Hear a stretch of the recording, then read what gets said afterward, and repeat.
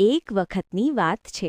વાનરરાજ કેશરી અને માતા અંજનીના પુત્ર હનુમાનજી બાળપણથી જ ખૂબ શક્તિશાળી અને ચંચળ હતા.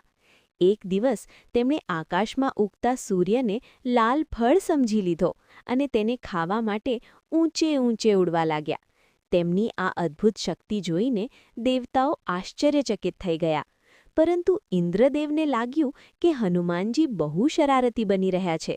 તેથી તેમણે પોતાના વજ્રથી હનુમાનજી પર પ્રહાર કર્યો. આથી હનુમાનજી બેહોશ થઈ ગયા.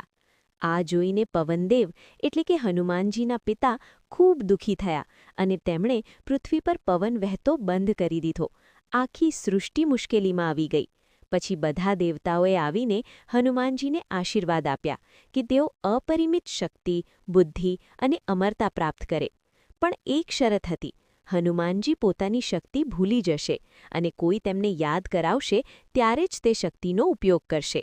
પછી જ્યારે લોર્ડ રામા સાથે તેમની મુલાકાત થઈ ત્યારે જ તેમને પોતાની શક્તિઓ યાદ આવી. હનુમાનજીએ સીતાજીની શોધ કરી, લંકા સુધી ઉડી ગયા અને રાવણના રાજ્યમાં આગ લગાવી. તેમની ભક્તિ અને બહાદુરીએ તેમને અવિસ્મરણીય બનાવ્યા. શિક્ષા: સાચી શક્તિ ભક્તિ, વિશ્વાસ અને સેવામાં છે.